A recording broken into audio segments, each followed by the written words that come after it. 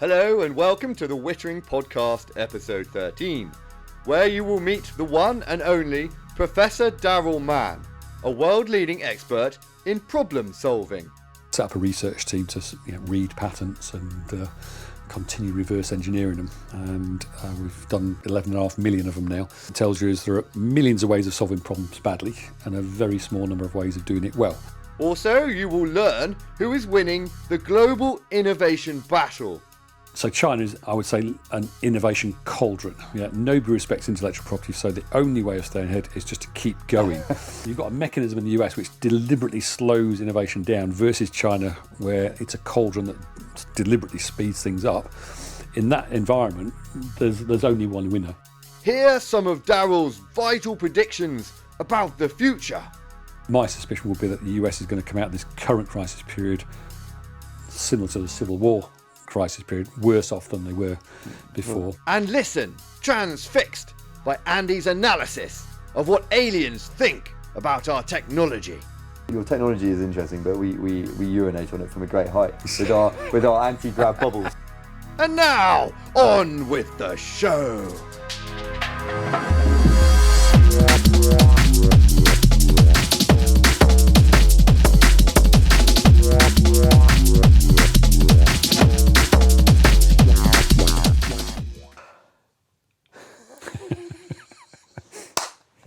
I'll do another one. Hello and welcome to the Wittering Podcast, episode 13. Unlucky for some, but lucky for me because I'm joined by Professor Darrell Mann, a magnificent bastard. And we're here to talk about a couple of things in particular I want to pick your brains about. But first of all, would you like to tell us about yourself, as much or as little as you'd like? Okay, blimey. So it's nice being the 13th. I like that idea. Engineer, aerospace industry. Started my career at Rolls-Royce 15 years and then decided I'm going to become an innovation consultant. Set my own company up and we're still going 26 years later. So we get to do all sorts of exciting things with clients, different industries, helping them to do new stuff and helping them to stop doing dumb stuff sometimes. And most countries. I think I've been in about 60 countries. So I've described you as a global leading innovation consultant. I think I don't know about global. I don't know what leading is or global is, but it's it does feel like the whole innovation world is pretty dysfunctional. So I think the research we've done over the last 26 years has kind of led us to see.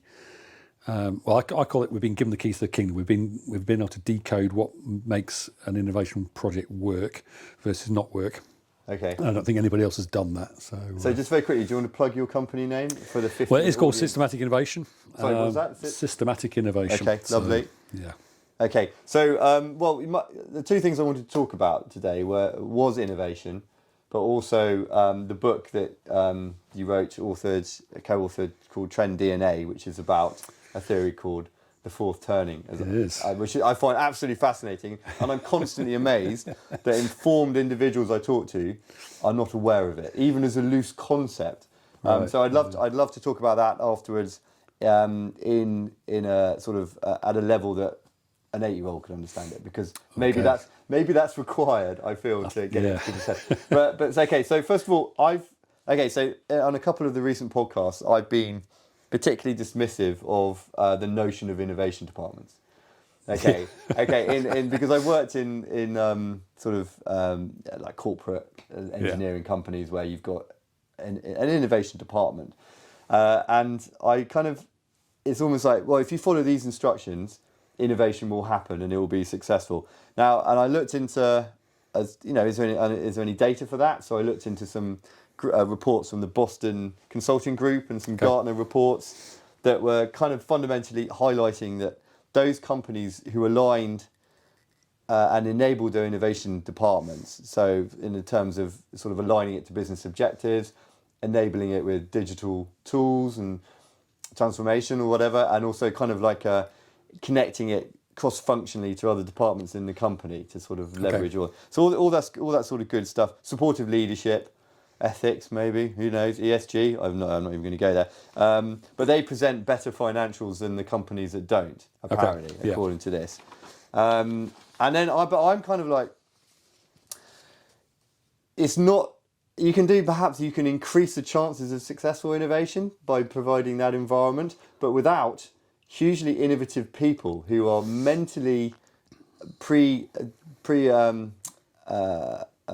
what's the word? But who are nurtured and natured to a point where their brains can't help but be creative.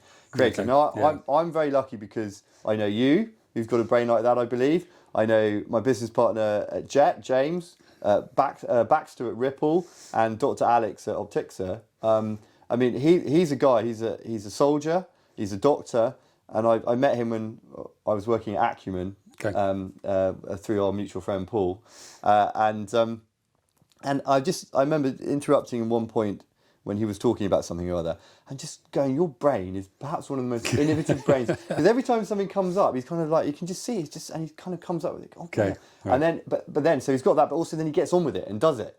He does something about it, despite the challenges of trying to be innovative in the army, for example. Right. So I always have those reference points of like, if you really want to be innovative and go beyond innovation to invention, is my understanding of it, of the semantics there, you might as well find the right person in types of mindset and all this sort of stuff. So that's what I had. But then, working with you and talking to you, you introduced me to the TRIZ theory. Yeah. And if it's okay, if you could sort of explain that, and then counter or agree or partially agree with what I've said, if that's okay. Yeah. Okay, so I can certainly empathise with those individuals you talk about. I think one of our big themes this year has been people are immutable. And now, let me qualify that a little bit, because I don't think people are unable to change. I think people change all the time. Yeah. But I think what goes wrong in organisations is, we're going to go in this direction, so now I'm going to expect everybody to change. And that doesn't work. So far better to design things assuming that people won't change, and then innovate accordingly. So if you can find those individuals that are already those creative sparks that you talk about, fantastic. But if you don't have those people, life's going to be pretty difficult for you.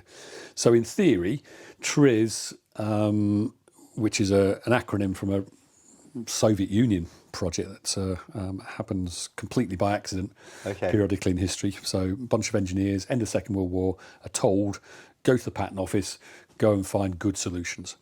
So immediate challenge is, what's a good solution? Yeah, and so the only way they can start that process is looking at things that have been commercially successful, and then trace them back to the patents, and then look at, okay, so what was it about this patent that made it successful versus these other 1,000 over here that weren't successful. So you repeat that a few 100,000 times, and you begin to see a pattern.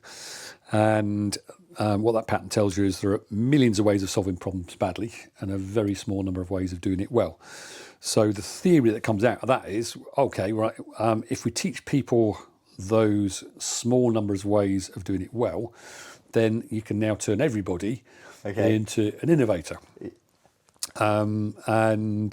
So I saw that when I was working at Rolls-Royce, and the immediate reaction being Rolls-Royce was, well, we didn't invent it, so it can't be any good.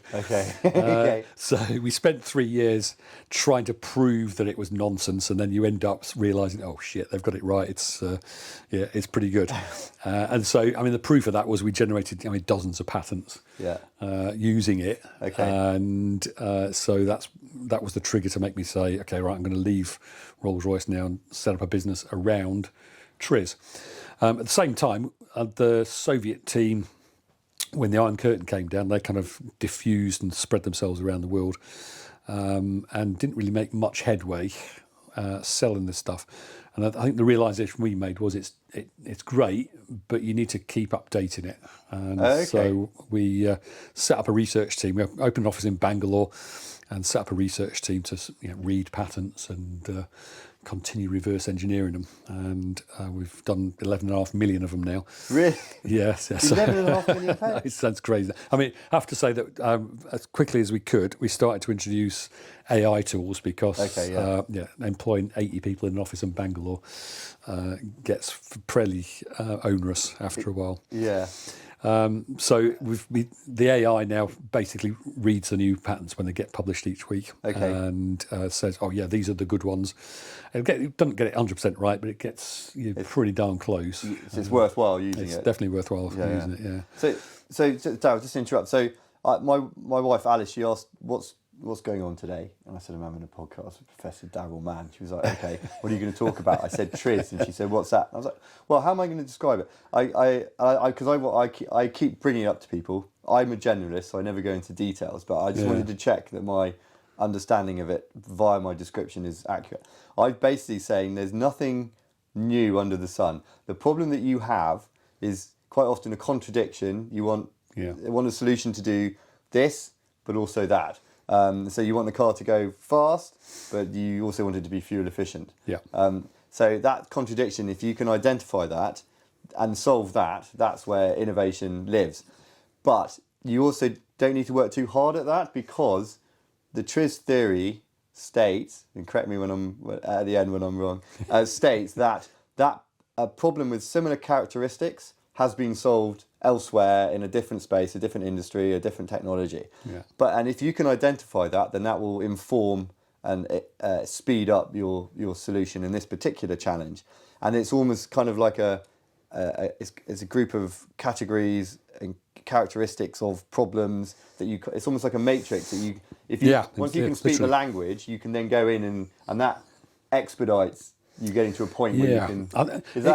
Well, that's a pretty good summary. So I think start with the word contradiction, because I think that's really the heart of it. When you reverse engineer those successful things versus the unsuccessful things, what stands out from all of them is, here's somebody who saw a trade-off that everybody else makes and says, I'm not going to make that trade-off. Okay. I'm going to have my cake, and I'm going to eat my cake as well. So to your car analogy, the car's going to go fast, and it's not going to burn fuel. So what the Soviet team were doing originally was just basically collecting lots and lots of things like that. That's what we still do, go and find the contradictions. And then another, I would say, common TRIZ phrase is someone somewhere solve your problem. Okay. So that's exactly the idea. Once I've identified that, my problem is a speed versus efficiency problem, I'm not the only person in the world who's had that problem before. So what TRIZ does, and what the matrix specifically does, is says, okay, let's look at speed and efficiency. Let's look at all those other people in other industries. So how did aerospace solve that problem? How did railway solve that problem? How did chemistry solve that problem? And that's where you begin to realise that all these different industries which don't talk to each other, they're all using the same strategies to solve the problem. So we're a world that reinvents the wheel over and over again. And so what the matrix effectively does is gives you a shortcut that says, okay, so rather than doing that random trial and error yourself, just tap into what other people have already done and you'll be fine.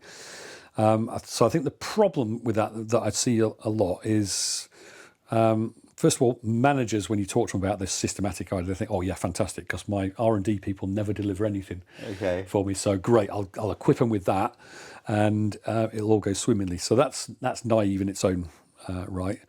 But that community of people, I would say, just fundamentally do not understand the idea that you can solve a contradiction. Okay. Like a mental block almost, I think so. So I think people can intellectualize it, but then when it comes to the realization of that, then it's no, I just don't get it. And I think the reason for that is that we go through our lives and we have to make so many trade-offs. I mean, from the time your alarm clock went off this morning to now, you've probably made hundreds of trade-offs. Because you didn't have the opportunity to reinvent how you get dressed in the morning. The job was just to get up and get dressed as efficiently as possible. So because we're just surrounded by trade-offs, and the whole education system teaches us how to optimise, then I think by the time you've gone through all that and you've done an MBA as well, then your brain is just so trade-off oriented that you just can't escape from it. So even though we hear people talking about, oh, let's find a win-win solution, then when it comes to the practicalities, they just literally don't get it. And on the other side of the equation, the engineers and the technical folks, they're saying, well, hold on a minute. Problem solving is the best bit of my job, so I don't want a process that's going to make it easy for me. So even you go to them and say, but now you could solve lots of problems instead of just spend 8 months on this one. That's really interesting. So because working with engineers is a fascinating experience, I find. Frustrating in some respects, and rightly so, but also fascinating. But you're saying that you've got enough sort of experience of working with engineers who are non-receptive to a process that will make them solve more problems because it's changing how they approach, how they. I think the perception is you're taking away the best bit of my job. Number one, which is what? Which is the I love solving problems. Okay, yeah. So what sits behind that is my boss, the manager that doesn't understand solving contradictions in the first place. They're not going to keep supplying with more problems. Okay. They're going to take the opportunity to say, okay, you solved that problem, great, we don't need you anymore. Okay. So there's that existential threat to the thing. But there's also, I think, the arrogance that goes with, no, I'm working on this problem, nobody's ever solved this problem before. And when I come along and TRIZ comes along and says, yeah, somebody has solved it, just not in your industry, then that's not good for your ego either. Yeah, I can see so the that. way we've found to get engineers on board, I am an engineer, so I can completely empathise with it. I mean, my first 3 years at Rolls-Royce were trying to kill TRIZ. Is to say, okay, but the real thing is that the best problem to be working on? So if you translate TRIZ into English, it's theory of inventive problem solving. Of what? Sorry, theory of inventive problem solving. Okay, what's that? If they'd have renamed it theory of inventive problem finding, then I think the engineering community would have been much happier with it. Because now you can say to engineers, okay, so this is the best problem to be working on right now. Yeah. Solve this trade-off. Now I think you've got them on board and saying, yeah, okay, that's a good problem. I'm intrigued by that problem. I'm going to devote my efforts to that. And if I get stuck, there's that matrix thing over in the corner. I can go and sneak a peek at it one day. Brilliant. Okay, so it works. Have you seen it? It absolutely works. So we've been going for 26 years. We try and calculate the benefit we deliver to clients, and it's about $6 billion. $6 billion US dollars. So that about $5 billion of that is top line new revenue. Yeah. And about $1 billion is savings in bottom line. So in your opinion, what percentage of sort of primes or top tier global engineering companies leverage TRIZ? I would say very few. And the companies that do increasingly don't want to talk about it. I don't get it. So the analogy I always draw is GE back in the 1990s. Jack Welch is in charge. Jack Welch instructs everybody you're going to use Six Sigma. And then he stands up and says, yeah, GE has saved $9 billion using Six Sigma. So Six Sigma is an improvement method. Okay. But it's the polar opposite of innovation. So the further down the Six Sigma route you go, the further away from innovation capability you're getting. So can you explain why in a because so Six Sigma is based on the premise that variation in your business is bad. Okay. Yeah, so you need to get rid of variation. Well, innovation starts from variation. Yeah, is that like evolution? Because so if you don't have variation, you can't have evolution. Yeah, absolutely. Yeah, so if you think about natural world and random mutation, so most of those mutations are rubbish and don't survive. Yeah. But mutation is the mechanism by which species survive when environment changes, etc. So fundamentally, innovation starts from variation. Those people that you were describing earlier, they don't fit in. They think differently to everybody else.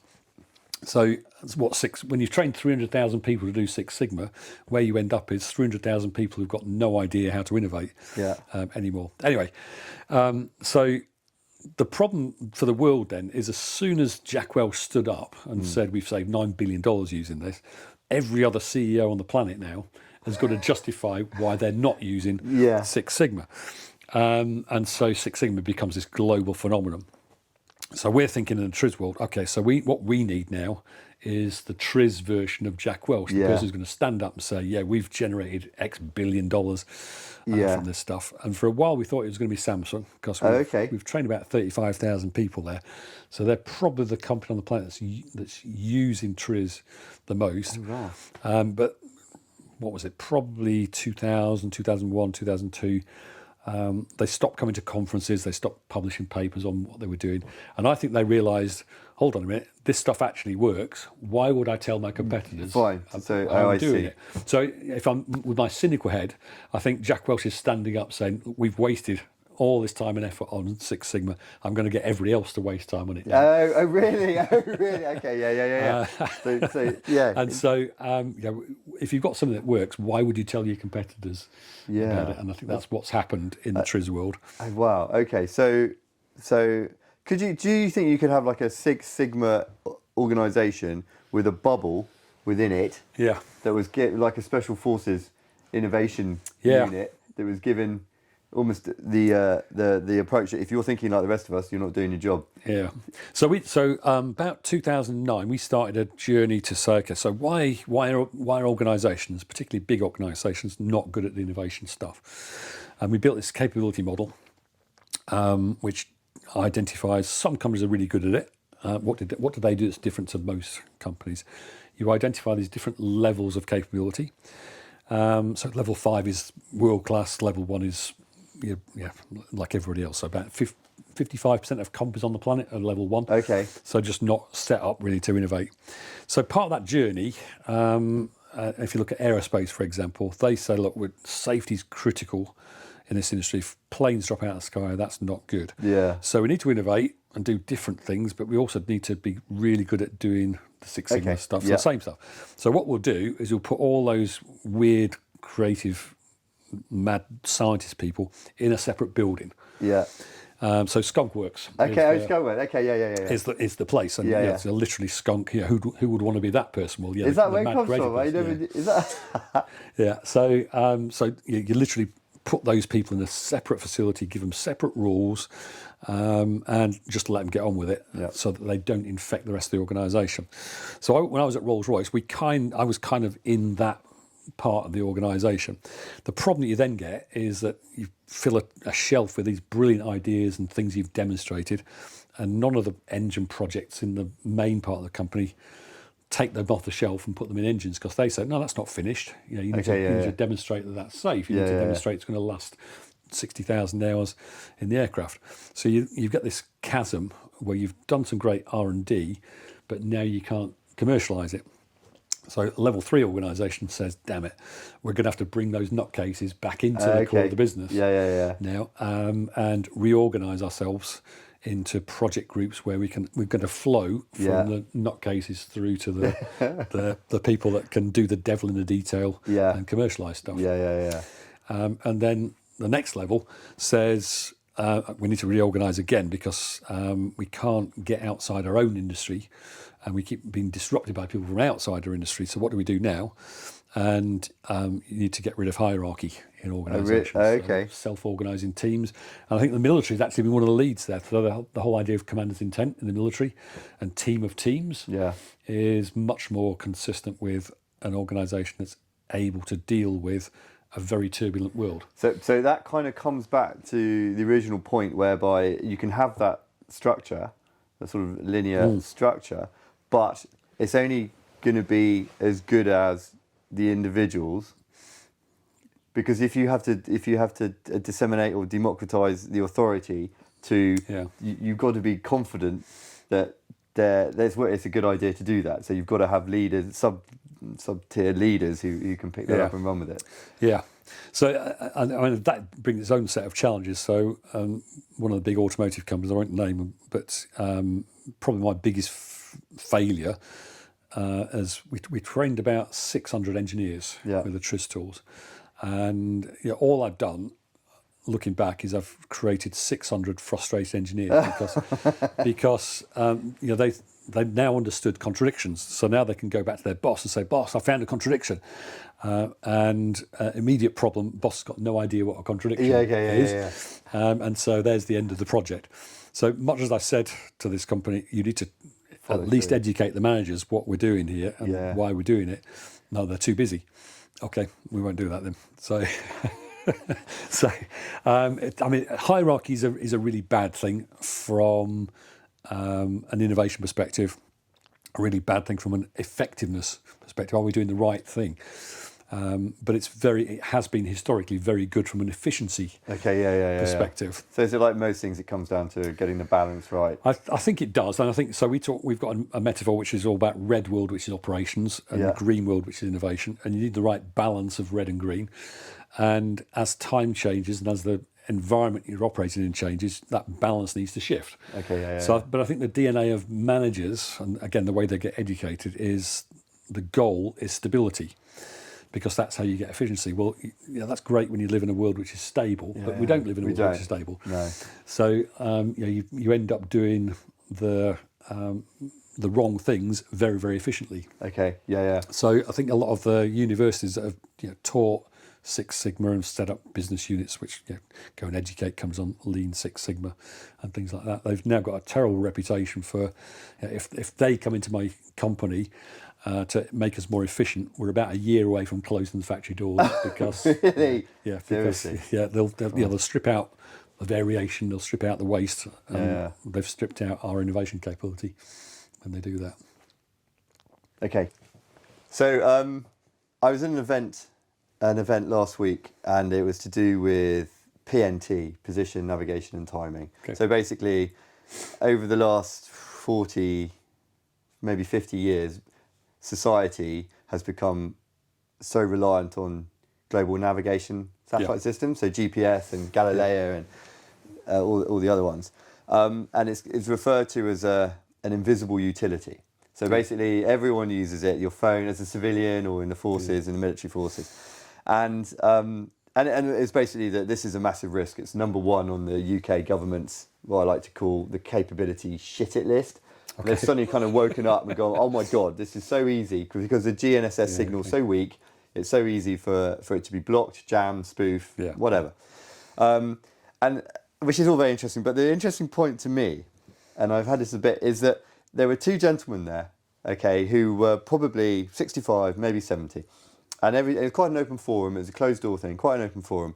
And this one guy, I think he was called Johnny or something, he kept, at the beginning I thought, oh, we've got a troublemaker here. He keeps lipping up, and we're surrounded by some quite senior experts in different departments, so I won't mention, and who are telling us what it is. And he's putting his hand up and going, yes, but in 1974, in 1980, did you know? And for the course of the 2 days, and very quickly, my opinion changed from let him talk more. And then the second day, he was joined by a colleague of about the same sort of age, and it became quite apparent to me that at some point over the last 50 years. Knowledge had been lost, had been neglected, had been ignored because, and there were examples where the US Army had said, we don't need an alternative navigation system. We've got GPS. That's all we'll need. And it was almost like, it was like a mental, mental sort of limitation or something. And then I'm sitting there going, this is fascinating that these gentlemen who've almost gone round the loop now, if there is a loop, have got so much information. We are wasting time here. Why all the different questions as to why are we here with all this knowledge? Why has it been lost or ignored?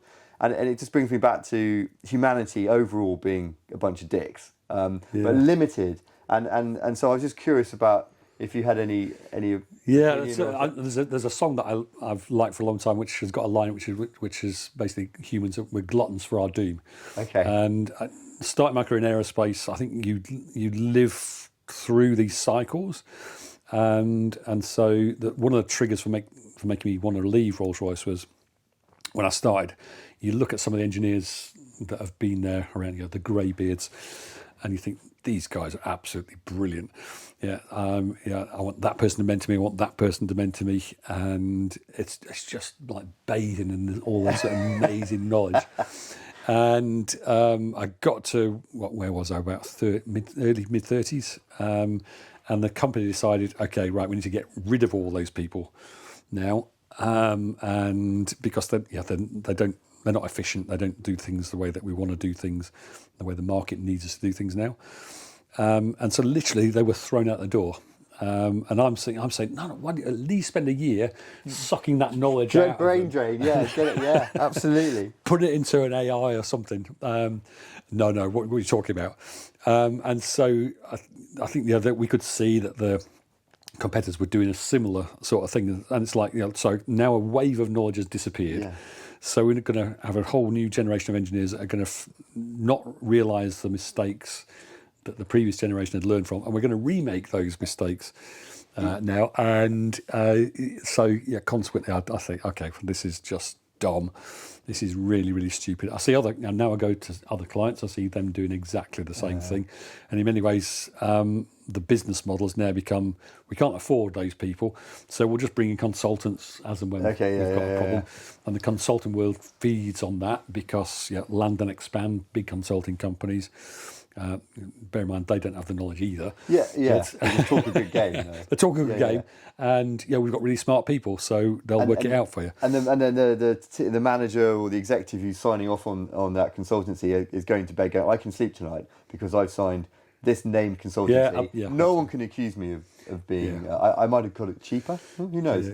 But I think so. Plausible deniability, I think, is a big part of the story. And there's a book came out last year called The Big Con, which is all about how big consulting companies, that business model.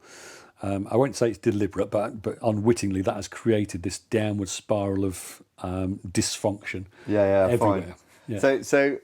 And I'm going off on one now. The Wittering is well named, I believe. So in the fact that, and I want to talk about this more about when we talk about the fourth turning. But the geopolitical situation at the moment, the change of the guards, as in the US is in decline, one could argue strongly, and China is in upsurgency. And then you used to have the saying, "Oh, it's made in China, it's a bit crap." And then people up until I think probably about 8-9 years ago, people go, "Oh, it's Chinese, it's crap." I was like, no.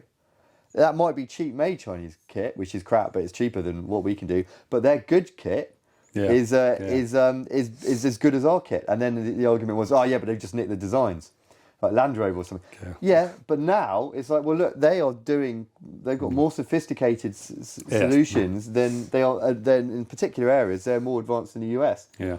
And then you talk that in one particular unit, there's 400 people in Britain doing this particular job. Do you know how big the unit is in China? It's 40,000 or it's 400,000. Okay, fucking hell. Excuse my French, but fucking hell. So it's kind of like, well, we need to get the whole sort of archetype Brit in the shed. The people I'm talking about at the beginning, like you, like Baxter, like James, and like Alex. We need those special brains to really leverage. But I'm curious as to, I don't know if have you done any work with Chinese companies? Yeah, quite a lot over the years. What if you have any interesting points? So I think what I've observed consistently is that culturally China does not understand intellectual property. Okay. So hence the copying thing. But we're going to execute better. Okay. So what that's resulted in now is, of course, those Chinese companies that have risen above the average, so the Tencents, the Baidus, for example, they've realised, okay, so the world expects us to play this patent game, so we'll patent stuff, but we don't understand why we're doing it, really. Because irrespective of the patents we've got, other Chinese companies below us are going to copy what we do. Yeah. So therefore, the only way that we can survive in that world is just to keep innovating. Ooh, okay. So China is, I would say, an innovation cauldron. Yeah, nobody respects intellectual property, so the only way of staying ahead is just to keep going. Versus the American model, which is, no, we understand intellectual property, and if you copy my idea, I'm going to go to courts to stop you.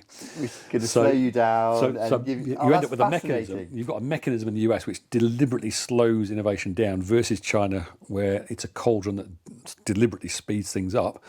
In that environment, there's only one winner. That is fascinating, Darrell. I had not conceived of that, and that explains a lot, really. Couple that with one other thing, which I think is really important, is I work with American companies, and everybody's in the management side is worried about the quarterly figures. So that's an immediate impediment to innovation anyway, because you're not going to get a return on investment in 4 months' time based on what you're doing now. Every Chinese company I've ever worked with has had at least a 50-year plan, and most of them have got a 100-year or 150-year plan. So you've got this innovation cauldron combined with a long-term perspective on where are we going, what are we aiming for, and you think there's just no way you compete with that. Yeah. So it's Yeah, because I always refer to like in the West we in Britain we cycle our political leadership every 4 or 5 years. And so as soon as you get in, congratulations, well done. They're kind of thinking about how can I stay in, and I'm not particularly happy with Vladimir Putin at the minute. He's behaving like a dick in my opinion. But for years I've said he's the best leader in the world. He's the most effective, and it's good or bad for Russia. I don't know, but the fact is it's quite interesting to have a leader in position for 10, 15, 20 years. Yeah. So whatever direction they go in, morally or ethically. Positive or negative from someone's perspective, it's just an opportunity to see shit get done in a particular direction with no need for constant playing around with politics and popularity and votes and that sort of stuff. And so, but to hear about, when I do a little tiny bit of business consulting for people, mostly for startups, and I ask them, where do you want to be in 3, 5, 10 years? And 10 years, I go, don't really worry about that. You'll pivot 42 times. By then, you might have probably gone under anyway. But then the notion of having a 100-year plan, just because that's almost selfless. You're talking about the engineer having the ego. You're like, you're not even going to be here. You're not even going to be alive. Your kid might be retired by the time we get to the 75th year, the 3/4 of this plan. That's fascinating. And socialism, maybe, or I think you can argue against the politics, but I think it's difficult to not admire the idea of we're going to have a long-term plan. We're going to put smart people into the right roles. So we've got people who actually understand systems, understand strategy in the important political positions, versus what we get over here, which is we'll put idiots into those positions. I mean, so literally domain idiots, who are for the most part egomaniacs, or even worse, they just want to do good. Okay, yeah. And there's nothing worse on the planet for people who've got good intentions with not enough skills to do it, because you just end up in a lose-lose situation. Okay, yeah. Now, I wasn't going to go here, but I'm going to, because I'm interested in your opinion, and you don't have to answer. But so I don't really, because of the situation I find myself in, where I live and all this sort of stuff, my family. I'm white, middle class, quite well off, and blah blah blah. I don't have too much to worry about. Yeah, I think. Okay. So when people go, but how can you? I don't vote, for example. I sometimes do, but how could you vote for them? I don't really care, because the whole system's flawed and all this sort of stuff. But I'm in a position where I'm now starting to think, with Biden, Biden obviously now, what's the date? It's October the 23rd or 24th or something. So if you're watching this, about 2-3 months ago, the Biden administration fundamentally acknowledged the fact that Biden wasn't fit to rule. Yeah. And the language in the mainstream media changed from Joe Biden said to the Biden administration said. Okay, so there's a subtle little change. But so what we've got there is we've got someone who is actively acknowledged as not being in control. Yeah. So who is? Okay. So then people are always talking about the faceless cabal that's behind, the real manipulators and who create the machinations that actually drive us, like the Rockefellers, whatever. I don't know. I don't care. But I'm just fascinated by now we've got a position where if we're ever going to discover or more about that cabal, now's the time, because the protest has been. And then you've got like Sir Keir Starmer coming in, who's now the leader of Britain, and Britain is leading the European support of Ukraine, for example. What the fuck does he know about any of this shit? I just hope. So I'm starting to get. I'm normally quite relaxed and chilled out. I'm starting to get more wound up by the fact that I might willingly be subservient to someone. I don't care if they've got a nefarious direction. I just want them to be competent. Yeah. And because people say, that couldn't be a conspiracy because humans aren't, the leadership aren't competent enough to organise such a thing. Yeah. I don't know. I just find it fascinating that that we've got a real opportunity now to sort of discover who's really controlling the situation. Yeah, and it will be intriguing, I think, to find out, because I mean, like you, 5 years ago, I would probably have considered myself the least political person in the country. And I'm now kind of regretting it, because you look at this incompetence, and again, a lot of people, good intentions, but not enough knowledge equals bad outcomes. Again, you look at systems in other countries, and ideologically you might not like the way that they do things, but in terms of, you see, I look at the world through an innovation lens. Yeah. If I was trying to build a company or a nation that was innovative, I'd do exactly what Singapore or China is doing. Which is what? Sorry. Which is put smart people in the right positions. Fine. Right. Have an overall plan, have a direction. Yeah. And be able to deal with the inevitable variation that comes with that. This country, the system, does not give you anything like that. It gives you the exact opposite of competence. So the fourth turning stuff basically starts from society seems to keep getting into these chaotic periods and crisis, and then having another go and reinvent it ourselves a little bit. And so those crisis periods are a great period for unearthing the reality of a situation. So people have been able to hide what they've been doing. You can't hide it anymore. Yeah. People have got nothing to lose in a crisis. Yeah. And so therefore, okay, well, let's kill those people and bring in some other people. Yeah. So we are in one of those crisis periods right now, and I think society as a whole, could come out of those crisis periods better or worse off. So if you look at America, for example, then the last crisis period prior to this one was Depression in the 1930s. Wait, Darrell, can I just stop you? I'm sorry, because we're going down the fourth turning, which I definitely wanted to, but I just wanted a couple more points on innovation. Sorry, that was a beautiful segue. Right. And I was toying with, should I leave it? And no. So innovation. So, okay, these are kind of two statements, and see if you have anything you've got to say about them. So, Paul Baxter, who's the inventor, I don't call him an innovator, I call him an inventor at Ripple, comes up with immense ideas. You've been supporting with the Ripple railgun, electromagnetic railgun, to overcome the technological challenges that's mothballed the US Navy's railgun. Okay, so you've worked with him, you know his brain, I think. So when we're working on like the Ripple rotary engine, there's stuff coming out from I've got a search on the internet for new stories come out. I go, oh, look at that, and I'll send it to Baxter, and he's go, thanks very much. He's a complete Luddite. He doesn't. Only occasionally turns on the email, and then at one point about 3-4 years ago, I said, "Did you read that thing?" He goes, "No, I don't read any of them, Andy." I go, "Well, you can at least tell me." But he goes, "No." I said, "Why don't you read them? It's market research." He goes, "No, because if I read someone else's idea, it can't help but steer my brain in. I want my brain." Yeah. He's completely confident in his brain coming up with an effective solution. Yeah. He's got the combination of thought patterns, knowledge, like didactic memory, and just his approach is a perfect. I call him a genius, but he's got this perfect combination, and he doesn't want that to be infected by any other ideas that might help steer him the way. So it kind of brings me to the fact he does not want an innovation process. Yeah.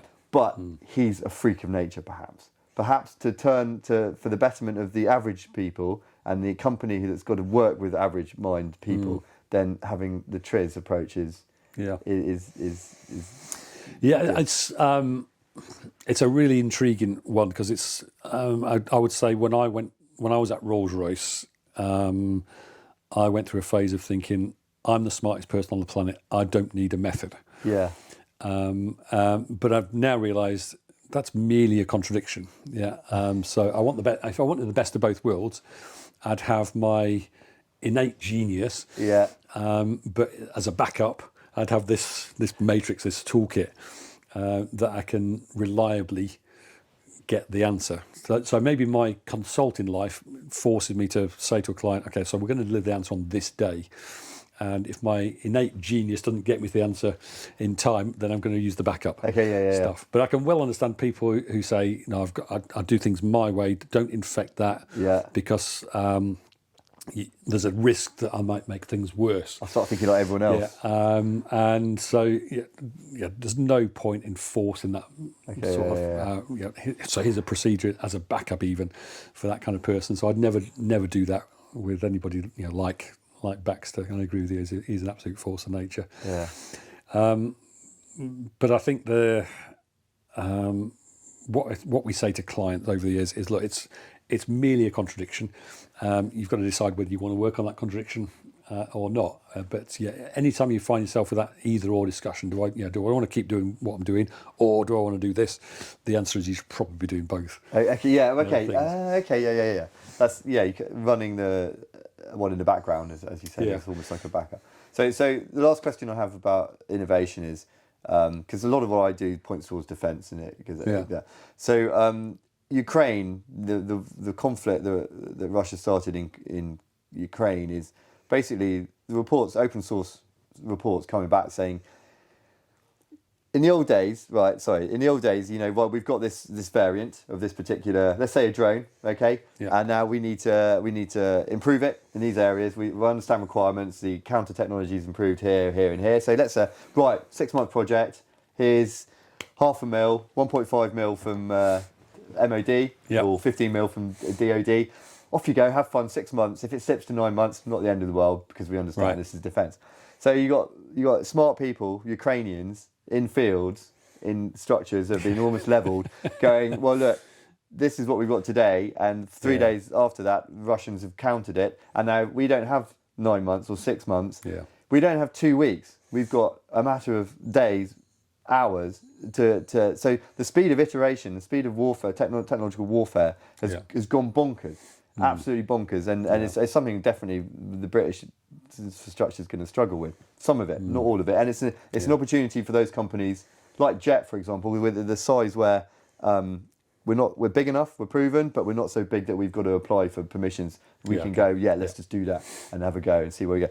But what would, if you were a Ukrainian infantry soldier, obviously being like, that Darrell, get him in there because he's tech savvy. What sort of, have you got time for TRIZ there? What have you got any advice? Or I think you have, because I think you're back to that. It's what you describe as an extreme version of my situation with a consultant, with a client, which I've got to deliver on a certain day. You've got to do things really, really quickly. So what that means is you've got to take out trial and error. And in a conflict situation, trial and error basically means that there's a fair chance you're going to die in one of the attempts at getting a better solution. So the original Soviet researchers said, the shortest TRIZ workshop I'm going to teach is 3 months. So there's that kind of overhead. We turned up and said, nobody's going to spend 3 months learning this. So how about 1 hour? Can you teach people enough TRIZ in an hour to get them thinking differently? So the overhead, I think, comes down to a fraction of a day. Yeah. I think the other really important aspect of this, two aspects. One is that when you're in a crisis period, crisis is the mother of innovation. Okay. Yeah. Okay. So when you're in that kind of situation where, unless I invent something to counter that threat over there tomorrow, then we're all likely to be we're all likely to be gone.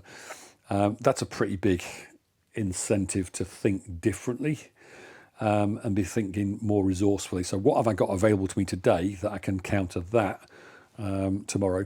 And of course, what's connected to that is the whole idea of skin in the game. Yeah. If there's no skin in the game, no innovation is going to happen, because all of the shit that goes with an innovation project, all the tests, allies, enemies, you're not going to stick with it if you don't love the solution, or it's not going to bail you out of an enormous hole.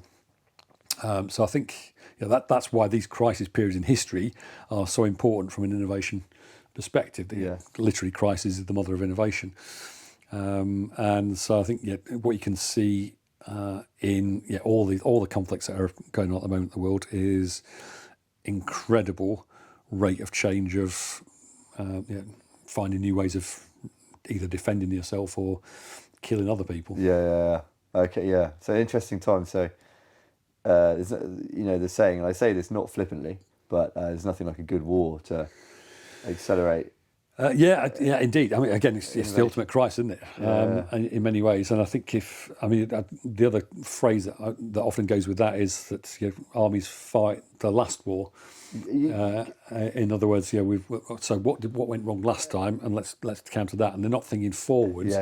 So again, I look at the China type model, which says let's have a 100-year plan, and let's create this innovation cauldron, which is going to move things incredibly quickly forwards. But is it almost? I find that that maybe this is incorrect, but people say, well, why do sort of science fiction aliens always look quite similar, bipedal? Blah blah. There's a face somewhere, or it's a blob. And it's kind of I've always taken it to be it's because we're fundamentally humans, limited in our ability to imagine past certain limitations. And I've always said the vast majority of humans who deign themselves as forecasters, as futurologists, are always wrong. This is magnificently wrong. Not all of them. And so the notion of going, right, well, we've recognised the fact we're fighting yesterday's war.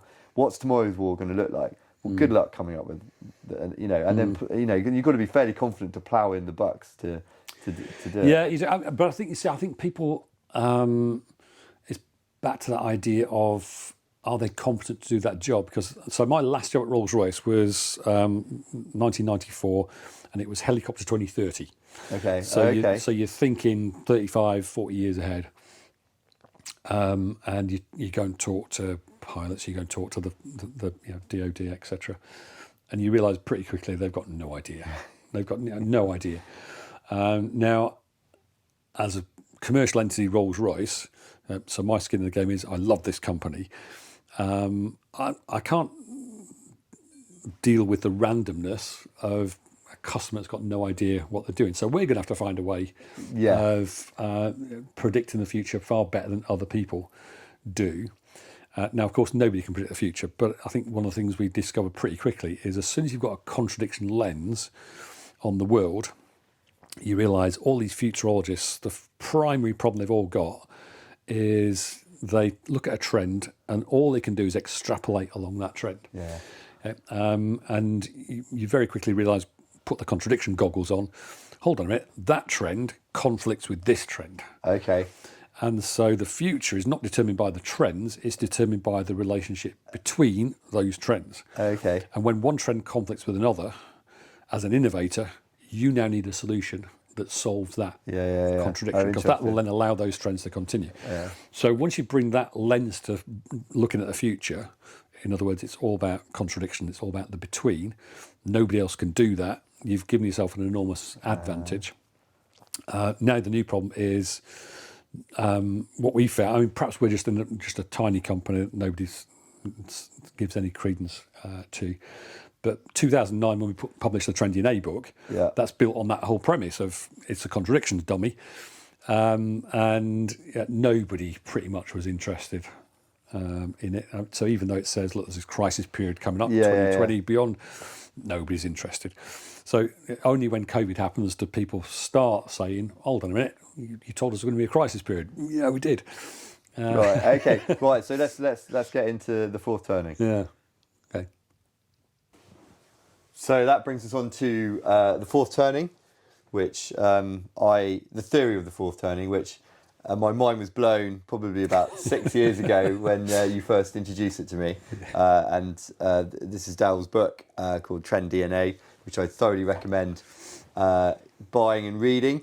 But the purpose of the second segment is for those who can't be asked to do that, but they should still know, because it's fucking fascinating. Yeah. I'd greatly appreciate you explaining it sort of layman's terms, and you were just getting onto almost, well, the fact that you predicted, in this book it says you predicted the fourth turning in 2008, 2009. Yeah, so perhaps a little bit of history. So we didn't originate the original work. I'm working with General Motors in 1998, and I'm working with the marketing folks primarily, who are trying to unravel the mystery of why people aren't buying Chevys and Pontiacs anymore. Okay. And these two books, Generations and The Fourth Turning, had just come out. So it's not, Fourth Turning book came out in 1997. And the marketing folks had just fallen in love with this thing, and therefore I was going to have to use it. So I looked at it and I thought, this is absolute garbage. This is just absolutely classic half science. And so I think that was my aerospace DNA coming in. If you try and design things which are safe and resilient, then it can't be half science. You need to look at the whole picture. So we stuck with General Motors marketing folks. We played around with it, and then came away afterwards thinking, okay, so how are we going to disprove this then? And so we started a series of mini projects to try and discredit it, and then one after another, you find the truth of the exception proves the rule. You realise, I thought that would disprove it. No, that turns out to confirm it. And so 25, 26 years later, you realise I'm still trying to disprove this thing, and I'm still talking about it. I remember you said to me, I spent the last 25 years trying to disprove it, but all I've done is firmer cemented it. So I think the model starts with a couple of people, William Strauss, Neil Howe, who look back through American history, looking for patterns, and the most obvious pattern they can see is one of crisis, and those crises happen regularly on an 80 to 100 year cycle. And so part of our way of saying, okay, so that's the US. What about when we go to China? And what we about when we go to Asia, Brazil, etc. So we've covered most parts of the world now. And the China project was probably the biggest one, because what we did there was said, okay, so we'll go to a number of universities in China. We'll get the history professors, anthropology professors, sociology professors, and we'll ask them the same question that Strauss and Howe started with, which is, if you look back through history, can you see any patterns of crisis? Didn't tell them about the fourth turning model. Good thing about China is you can go back 2,500 years if you want to. So we did. And 6 months later, the team comes back and you've got pretty much exactly the same model as Strauss and Howe developed, which is a model that says crisis every 80 to 100 years. And the reason for that crisis is because you've got 4 generation archetypes, and the various combinations of people in power versus kids is what basically creates these crisis periods. So the underlying premise, we've had a big thing in the last few years about trying to distill the world down to first principles. So I think what Strauss and Howe accidentally started with was a couple of good ideas, which are, I'll say, universal principles. So number one is, I think many people have heard the expression, show me the child of 7, I'll show you the man. Okay, right. So our brains are, all of our brains are plastic, but in our first 7 years of life, it's very plastic. So it's very adaptable. So what happens to you in those years plays a big role on the adult you're going to grow up to become. Add to that one more piece. When it comes to parenting, the way that you were parented will have a big impact on the way that you raise your own kids. So some generations will look back at their child and say, yeah, that was pretty good. So now I'm a parent, I'm going to do more of what my parents did with me. And other generations look back and say, you know what, I'm not going to do that with my kids. I'm going to flip the system and I'm going to do the opposite of what happened to me. And that combination of reinforcing what your parents did or reversing what your parents did is again, part of the pattern. So that stuff is consistent with complex systems. Emergent behaviour, and if you keep doing the same things, you'll keep on repeating the same patterns, and that's what's happened. Certainly for the last 400 years in the United States, and the last 2,500 years in China. And so where you start, where I originally got very, very sceptic indeed, and it's even today it sounds embarrassing saying it, is there's these 4 generation archetypes, and so the idea of the 4 is that so the 4 are, you start with the first part of a new cycle, prophet generation being born. They'll grow up, they'll have kids, their kids will be nomads will grow up, they'll have kids, their kids will be heroes will grow up, they'll have kids, their kids will be artists, and the artists grow up and their kids will be, somehow we're magically back at prophets again. So you've got this 4 generation cycle, and that's the root of the overall pattern of crisis. Yeah. So do these generational archetypes, do they fit into periods of time? As in, Yeah. I best way I understand it and explain it to people, probably fallaciously, but I do my best, is that the last crisis, the end of the last crisis, so therefore the end of the last fourth turning, culminated in the cessation of conflict of the Second World War. Yeah. And then that's where my parents were born. And so I refer to them as a prophet generation, and I refer to them as the war generation. And I say things like, well, they'd eat barbed wire and cardboard if it had a bit of butter on it. Okay? Because and that shows the ruggedness of that generation. And because maybe it's a bit of the genetics and the nurturing of that time, that the aftermath of the fourth turning. And then if you jump ahead to the artist generation now, as I understand it, I just use the word woke. Okay, there's an element of entitlement and liberty and lack of stress that enables people to engage in thought that isn't perhaps that useful compared to what am I going to eat tomorrow. We're a very spoilt society at the moment. Yeah. This is my opinion, but and so therefore we keep our minds active, or our minds keep us active with all these sort of trivialities. You could argue, if you put someone's right not to be offended versus someone's right to eat food or get off their arse and plant some tomatoes, for example. So that's how I explain. And then so this kind of the in no real detail, that cyclical nature of the different generational archetypes ending up back at artist, is that mirrored by, or does that create particular phases of time that accompanies each? So I think it does, but for different ways. So let's just pick out. So we're in this crisis period right now. So the original model says somewhere between 2000 and 2005, there'll be an event in society which changes the mood. So go back half a step. One of the things that I also like about the model is it says events will happen at random. Okay. You can't control for randomness. However, society's reaction to those events is very conditioned by the generation and the mood of that generation.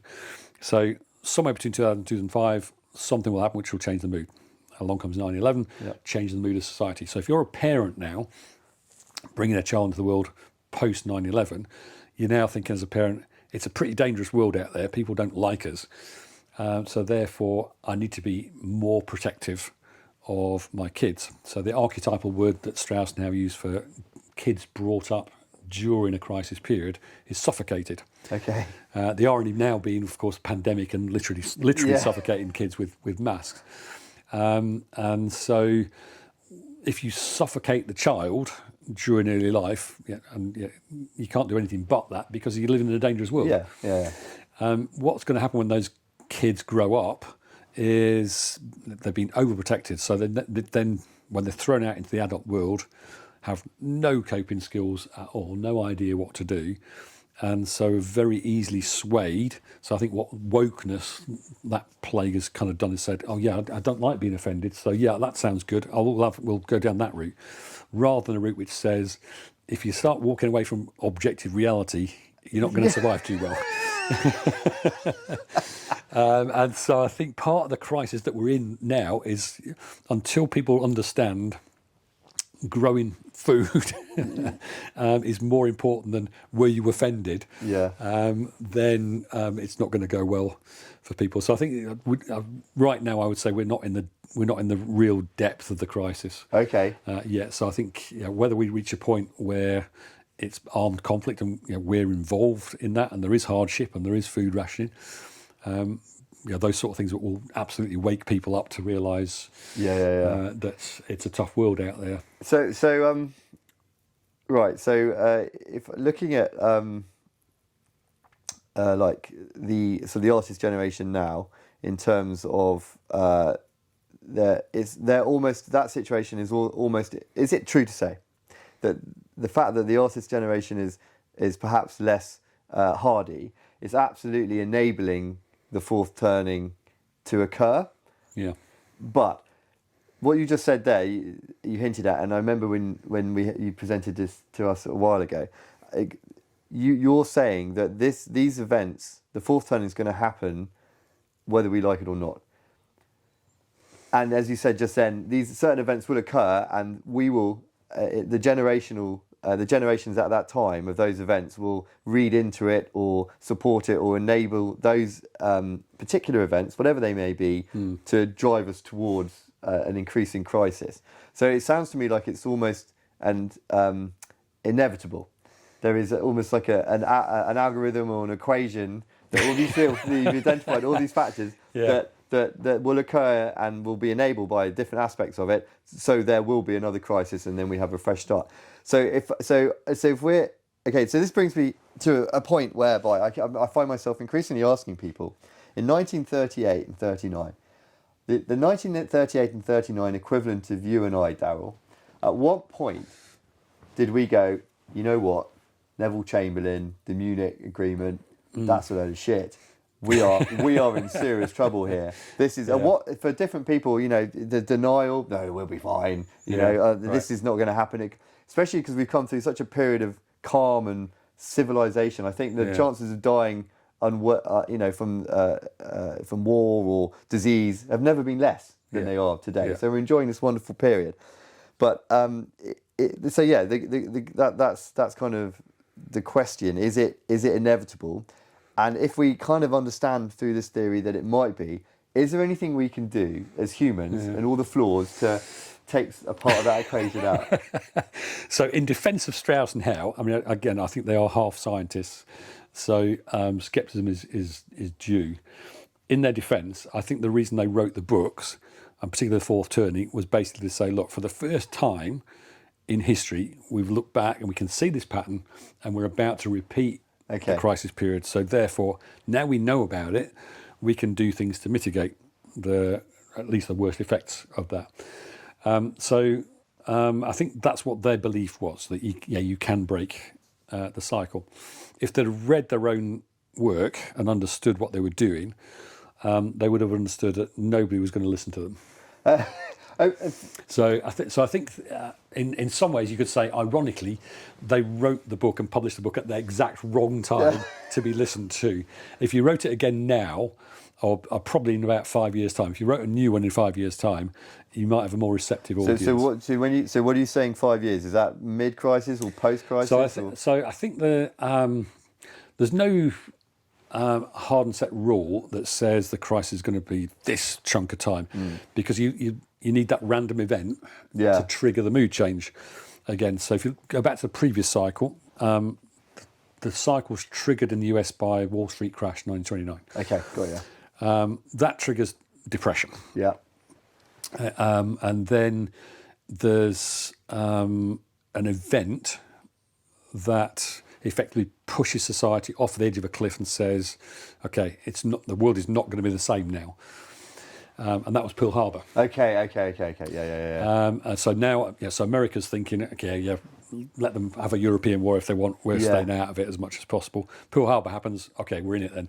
Yeah. So that triggers the peak of the crisis period. Yeah.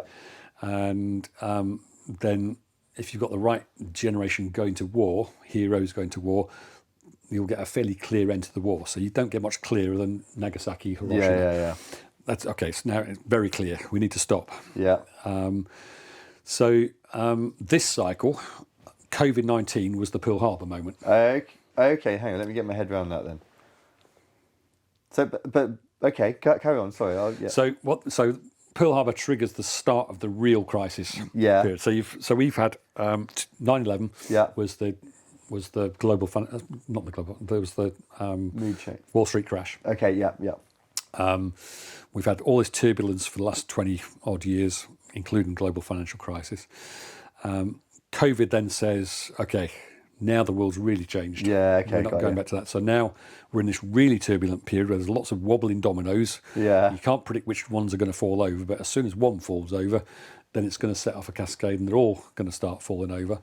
And that'll be the real crisis period, of the depth of the crisis. Yeah. And then there'll be some climactic event or some agreement which will allow us to settle down again and start the new cycle. So if you look at the past 3 cycles where America has been involved, we've had World War II. Yeah. Previous one was the American Civil War. Okay. Previous one to that was the American War of Independence. Yeah. So there's no absolute rule that says these crisis periods have to end in war. Yeah. It just happens that the last 3 times for America it has ended in war. And can you give me... Sorry, carry on, sorry. So I think you can end these crisis periods badly or well. So if you look at Second World War, there's no doubt that America comes out of the Second World War extremely well. Yeah. Yeah.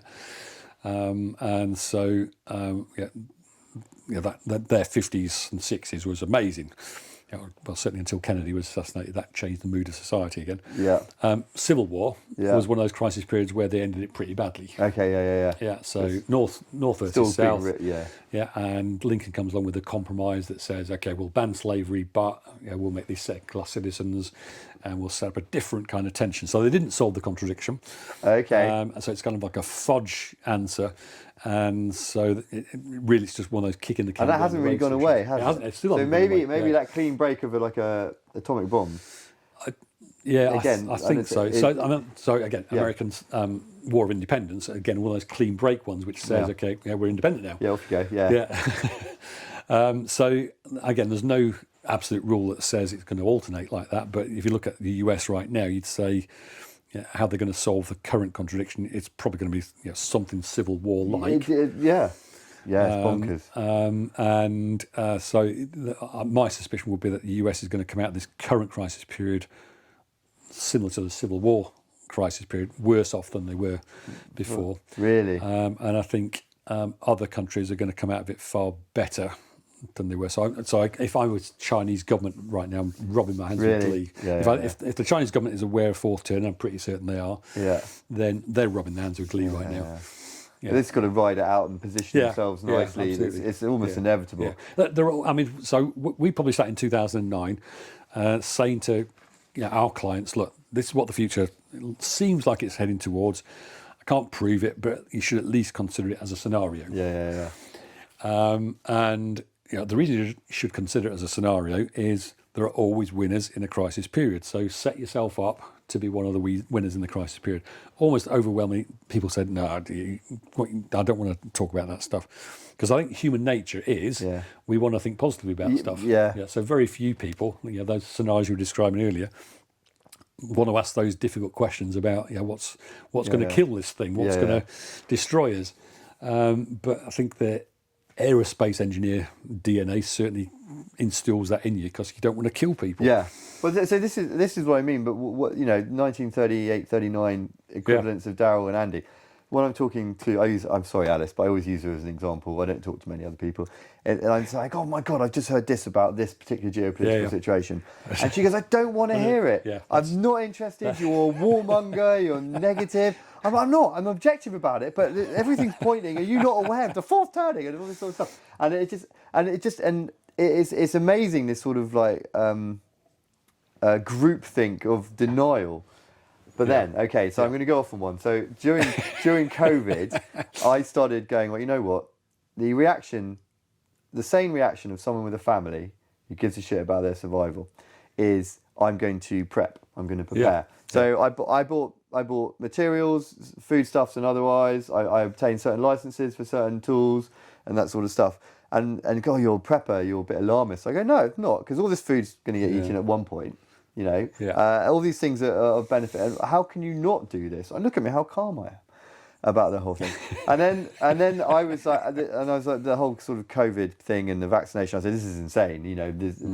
This is. I don't know where it comes from, what it really is, but this reaction seems bonkers. The FDA, blah blah blah. I'm not going to put that shit in my body because I think I'll be okay. I'm willing to take that risk.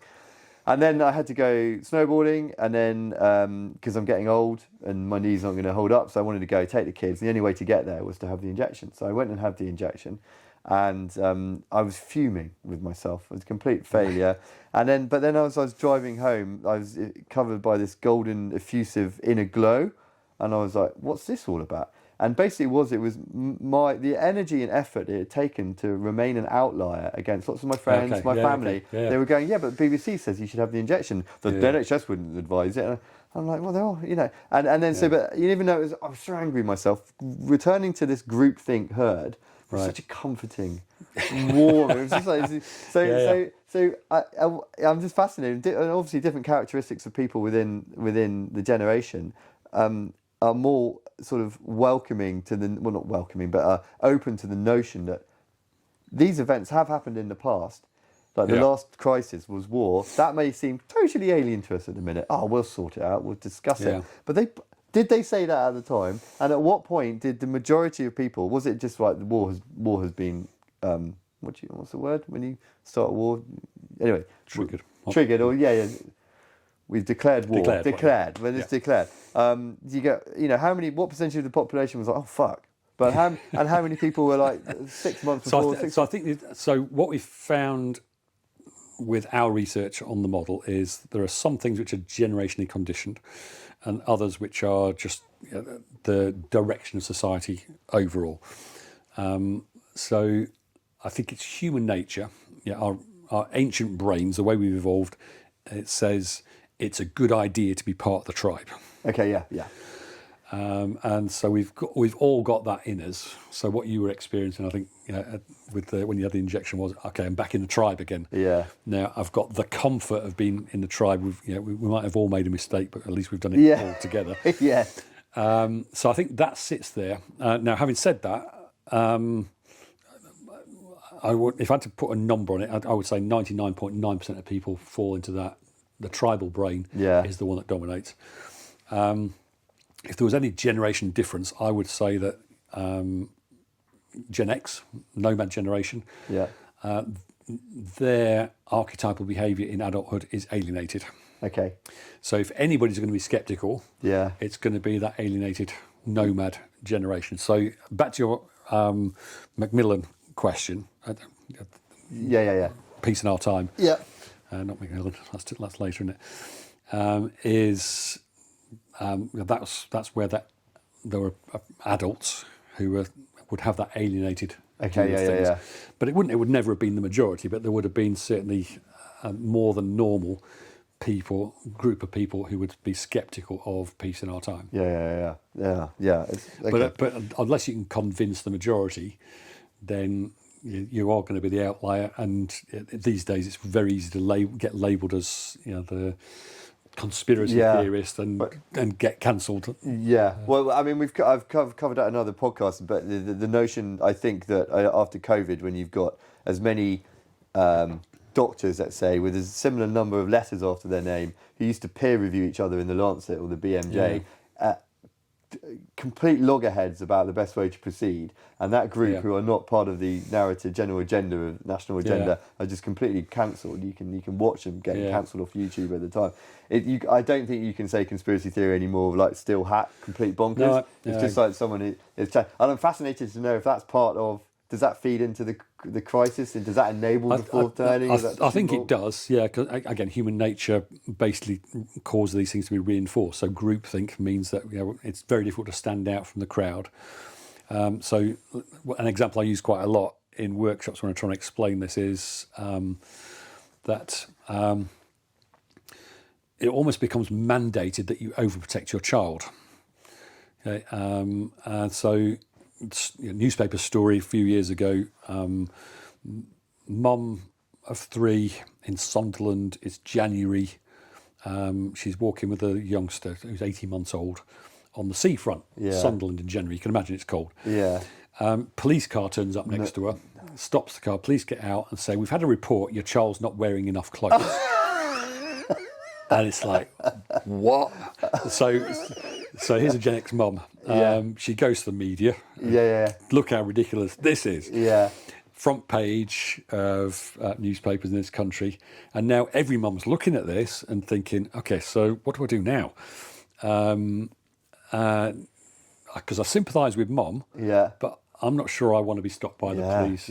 So the net result is the incident happens, media reports it, every other parent's now thinking, oh, I'll tell you what, I'll just put an extra layer of clothing on my kid. Yeah. It's absolutely. It's that fear of sort of the cancel culture thing. Yeah. Sometimes I want to be a lippy bastard. I go, no, that is wrong. And I go, no, but I'll get cancelled. And there's all sorts of impacts that will have on my family, investors. Also, you've got to be really careful. But I'm not being my true self, and I can see that. It's happened during COVID. I just sort of I don't know what mainstream media to believe or what. I'm just going to put my head under the turret in this little idyllic oasis we have here. But then the saying that came back to me was it's probably not quite right, and I'm not saying I am a good man, but all it takes for evil to triumph is for good men to do nothing. So I was like, oh fuck it, I better put my head back just a little bit. And it's only because I've got kids, really. If it was just me, this tumult, this crisis, I'd probably quite revel in it. I like change. I'm not suicidal at all, but I'm not. I know I'm a temporary being of energy that will dissipate at some point. I've had a good run, I'm okay. I could do with some more adventure, but now it's nothing to do with me. It's all about bloody what the kids are going to do. Okay, so one more question that bugs me. Well, it doesn't bug me, that I think about quite a lot, is that talking about the war generation, or the generation who last went to war. So those who returned from World War II, and in comparison. And I'm not being dismissive of anyone here, it's a genuine fascination of mine, compared to those veterans who came back from Iraq and Afghanistan. In respect of PTSD, both reported and actually affected. So PTSD after Iraq was initially denied, it was, there's no such thing. But then after the First World War and the Second World War, you had, what was it called? They called it something, explosions, cannon, shock. Shell shock, thank you. Knew we'd get there, my aging brain. So shell shock, and then Vietnam, like the 1,000 yards there and all this sort of stuff. And then there's, people go, would you send your daughter or son to war? It's almost, would you let them play rugby nowadays? And I'm like, well, it's there if they want it, but I don't think I'd necessarily recommend it, because I know a fair few service personnel, and I've seen before and after, and I absolutely respect, and I'm appreciative of their dedication and commitment and generosity to our nation. But it's something that definitely changes you. Probably not for the best in all circumstances. Some people deal with it better than others, but you don't hear much of it about the war, the Second World War survivors, vets. Now, is it because PTSD wasn't recognised at all, really? Was it because society was more welcoming of the veteran returning? Like the GI Bill was like, well, thanks so much, you saved the world. Whereas now it's a bit more like Vietnam, getting spat on, by the peaceniks as you return. Is it because we understand our brains better, or all these different things? Or is it anything at all to do with the fact that the last generation archetype that went to war, before they went, or as a result of going, they became hardier, or So I think there's you've got to separate out two effects. So the one effect is that is non-cyclical. So there's a general direction which says the munitions and the manner in which a person could be injured, killed now, are the damage is going to be enormous. So as a soldier, if you see that stuff, then you're seeing things which are much more traumatic than what you would have seen 200 years ago. Yeah. So I think that's the thing that's on a trajectory which is consistently in one direction. The cyclical part, and talking about the generation, says that some generations, when they get to adulthood, are heroic. So look back through history, when wars are fought during those periods when the heroes are around, the Second World War was one of them, then you tend to get a clear ending. Fine. Okay. And then, if you like, a celebration. So after the war, the heroes become hubristic. And so the famous biography in the US post World War II of the Greatest Generation. So we did all these brilliant things, aren't we great? And so people, as you say, were welcome home. GI Bill. So politics is also helping that generation to settle back into society. We didn't know what PTSD was, so I think that's also an element. If you as soon as you label something, I want it. There it is. Yeah. So I think there's those effects. But then if you look at let's take Vietnam, for example. That's now fought by the prophet generation rather than the hero generation. And prophet generation in adulthood, so the age at which they're sent to Vietnam, they're in the narcissistic period of life. So when narcissists go to war, you can probably imagine that's not going to go too well. Well, why? Explain why. Well, in terms of a definitive end. So, number one, I'm interested in me. Yeah. So, what is this? Why am I fighting in this strange part of the world? How do I win in this? I'm looking after myself. You put me in all these dangerous situations. I don't want to be in those dangerous situations. Okay. So, when narcissists go to war, it's not going to go well. Yeah. And so that's the cyclical effect. So again, we're now in this period where is that where we are at the minute? So conflict now. We're in this crisis period. So it is the hero generation that is going to be fighting conflict. Okay. And so I think you can see that vividly in Gaza. Horrendous as that is. Yeah. It's a hero generation in a nation that thinks the rest of the world hates them anyway. So that combination is horrendous as far as the enemy is concerned. Okay, that's very interesting. That will be the same for us in the West? I'm thinking very selfishly So about. if there is, we live in a nuclear world, so it's the whole thing could get very non-linear very quickly. Yes. But we're now in a period where if there is conflict, it's a hero generation that's going to be sent to the front lines, or I don't know, sent to bunkers where they're driving drones. That's a whole other conversation about the future of warfare. Is it remote, or is there an advantage? At what point does the advantage of having a well-informed, experienced, smart, well-trained human at a certain point in the area of operations still relevant? Or when you just you got robots with guns on them. I mean, dog robots with guns on them, as both Americans and Chinese. It's funny going back to my last job at Rolls-Royce's helicopter 2030. Back in the 1990s, is there still going to be a pilot in that aircraft? And of course, as soon as you interview the pilots, the answer is, of course, there's going to be pilots in the aircraft. Yeah, but didn't AI just beat American pilots? But back in the mid-1990s, we knew that there was not going to be a pilot, or there shouldn't be a pilot in a military aircraft in 2030. That the AI was already good enough in 1995. Really? Actually, Really? Yeah. And there are so many limitations on the aircraft itself because there's a human in it. G-forces, for example. As soon as you take the human out, then you can design a much better aircraft. I'm going to go for one now. So because I'm fascinated by UFOs. Obviously, they're not known as UFOs anymore. I think UAPs, unidentified something platforms, and it's not even aerial anymore because there have been all the videos that have come out. I've seen them cross domains into water and all this kind of stuff. Do you have any? And the answer, no, is perfectly adequate. Do you have any opinion about... Because the evidence seems not conclusive, but conclusive to the point that there is some evidence that's worth looking at. You see quite a lot of this stuff, and then why did the US release it 3 years ago? Because, you can read all sorts of... and this is perhaps old school conspiracy, but it just seems... And I know you can't trust anything you watch, hear, listen or see or hear, but it's kind of why would you didn't have to release that.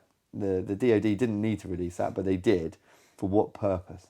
But do you have it?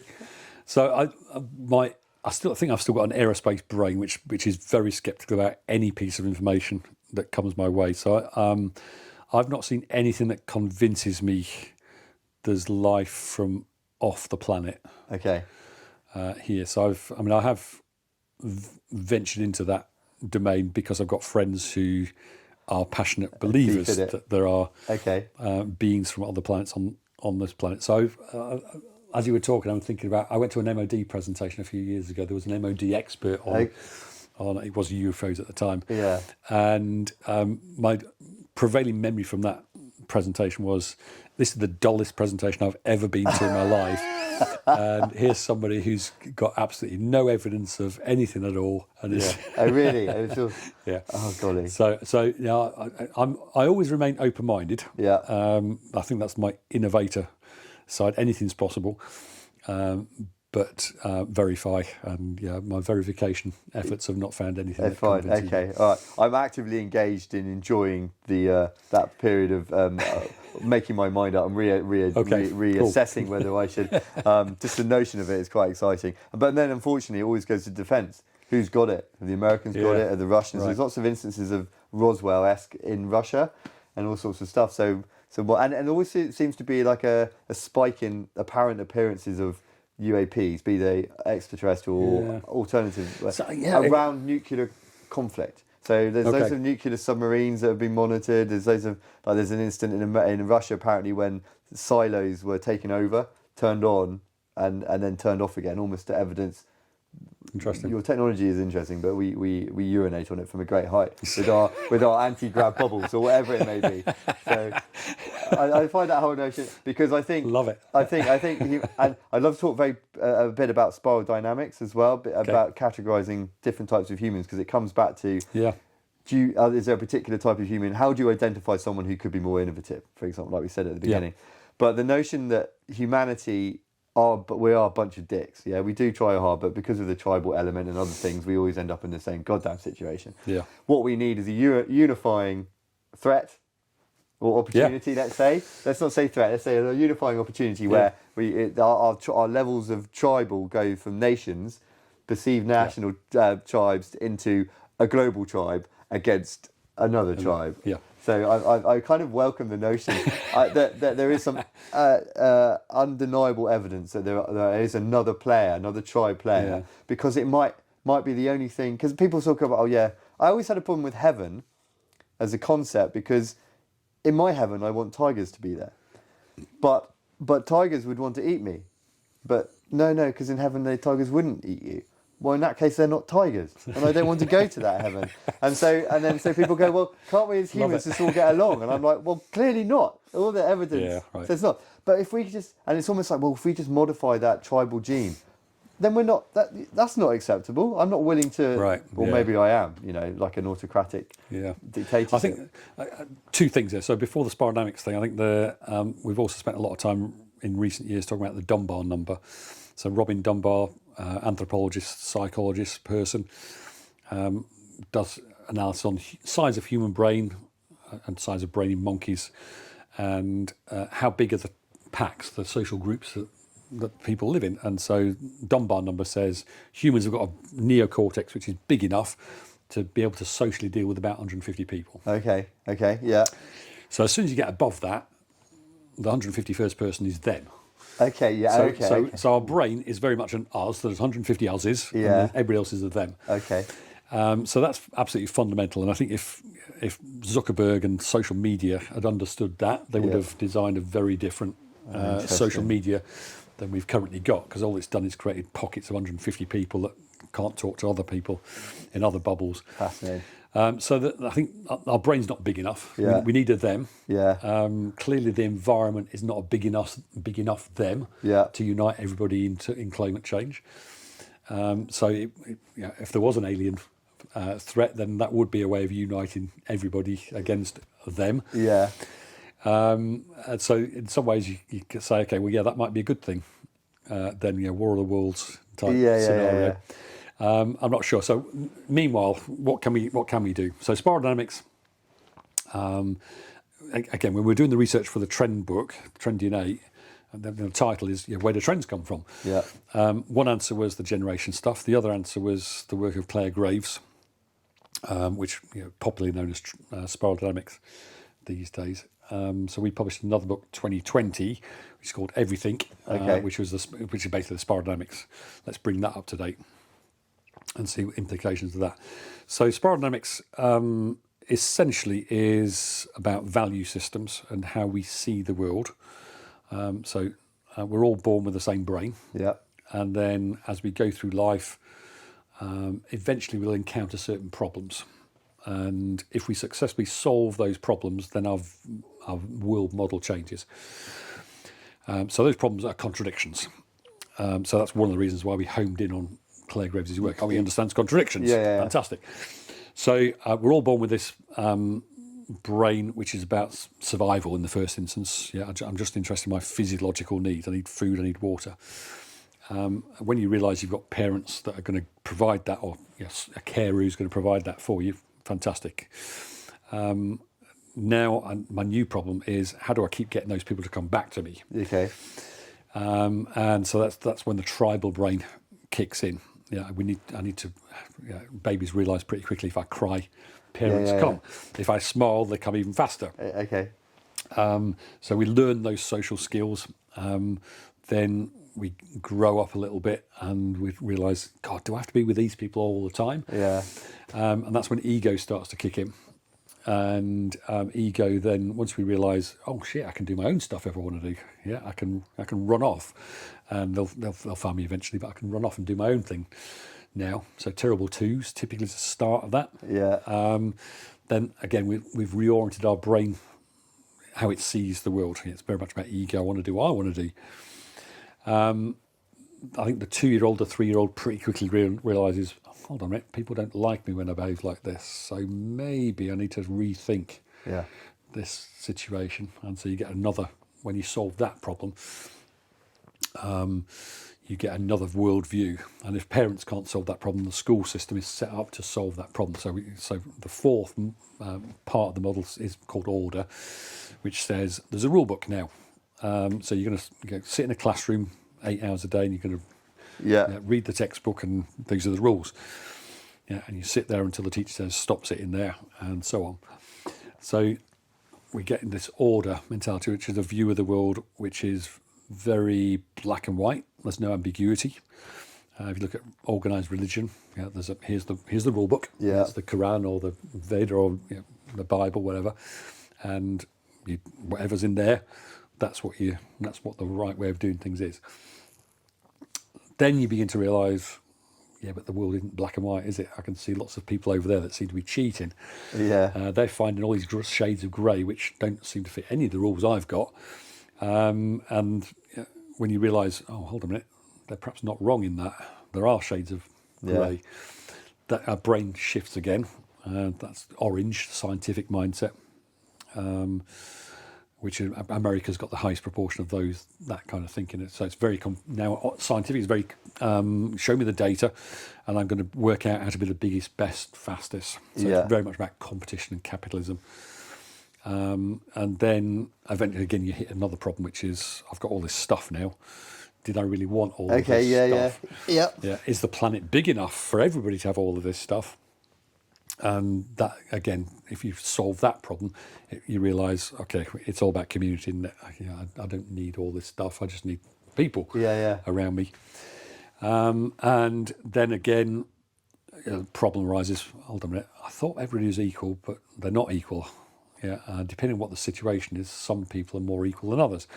So that triggers the yellow holarchy mindset, which is, I would say, the problem solver mindset.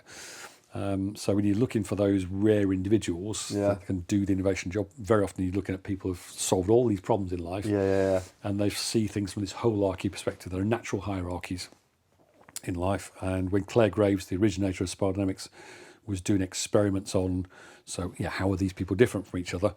He did a whole series of experiments on wicked problems, so problems where there's no clear answer.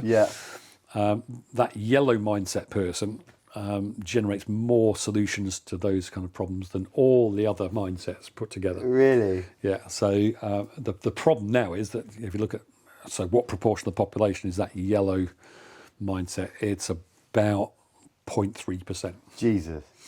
So that you described it as is it almost like a transition? You need to go through each of the different shaded colours in order to get to that yellow. You can't bypass a stage. You're going to have to experience these problems. Is it enlightenment?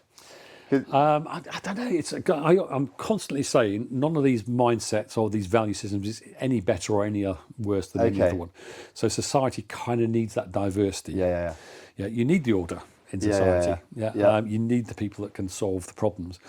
The people that popularised spiral dynamics came after Clare Graves, the originator. So Don Beck, Chris Cowan. Don Beck in particular talks about spiral wizards. So we need to get everybody to this yellow stage, and then society will be way better. As a whole will. So we need to set up education systems that gets people, accelerates this journey through these different problems. And as a I think almost everybody in my company is a yellow thinker because we're working on innovation. But they're as problem solvers. It's always inevitable. On one hand, you think, wouldn't it be great if everybody was like us? And then on the other hand, you think, hold on a minute, we often forget to send the invoice to clients. With anything fundamentally get it done. Yeah. So we did this, with you, Darrell, when I was at Acumen and using quite a smart chatbot. You set up a bunch of questions so we could interrogate in an agreed way. They acquiesced to this. Even my brother. To generate the data that would allow you to create the model that you could then put people into these different groups. And I just wanted to say, Mike, because we did it. I think the only person who got yellow halarkit was Alice, my wife. Okay. And I was immediately, because I'm probably like lower tier, ego driven. Dickhead. I was like, don't use the word lower. No, fine. Sorry, no. So alternative. No, I wanted to be like the problem solver. Okay. Because the problems I solve, and then she politely pointed out, it's because you create so many of them, because they're for yourself. But and then looking at Alice as an example, she's sort of the most relaxed, patient, accepting, and just like a good person. Okay.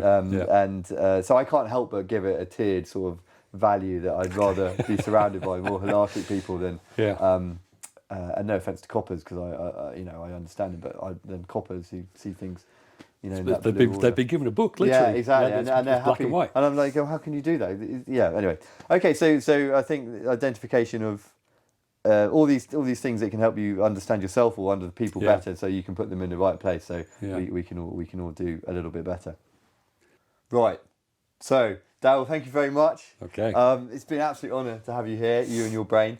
And I'm intensely hopeful that people, general sort of lay people who aren't specialists or in any of these areas, can digest some of the ideas you put across very simply, because this book is far more complex and it's fascinating. And you can really get into it. But I just don't think I think the average attention span nowadays is 48 seconds. And so when I'm writing copy, I have to take, the average speed, the speed that people read, the average read words per minute is this. So I've only got 120 words before I've lost people, even well-meaning people. So I just think little nugget. I just think everyone should know about this, because it will help them. After the crisis period, it will start to happen. People have more time after the crisis period. But I think one of the problems with the TRIZ world, and to some extent, our world, the spiral dynamics world, is in a crisis period, nobody's interested in learning method for solving problems. They've just got to solve the problems. So it's after the crisis period. So we'll republish the book. Okay. We'll have the Harry Potter version. If we're still here, because we've got GCHQ over there. That's Things true, get really active. Yeah. We've got the Atlantic cables coming across over here. We've got nuclear subs down in Plymouth. We're like this. I thought I'd moved down this part of the world because it was safer. Damn it. So I remember when someone said, we'll be right down here. I've got water and think, but you've also got GCHQ. That's like number 4 on the list. So could you quickly just say your company name again and the 2 books, and then I'll if I can figure it out, I'll put links to them. Systematic Innovation is the company. Website is systematic-innovation.com, and we've got an online shop. So Trending a book, and the Spiral Dynamics one is Everything. Okay. And if the TRIZ one is probably Hands-on Systematic Innovation. Okay, and also you've got a podcast which people can find. We do, Danger Mouth, yes, dangermouth.org. Okay. That's usually random witterings about things that annoy us and things we're intrigued by. All right, lovely. Thanks for joining us. See you next time. Thanks for inviting me. Yeah, cheers. Bye. The Wittering Podcast theme tune is produced by Skins. Check out his details in the podcast description.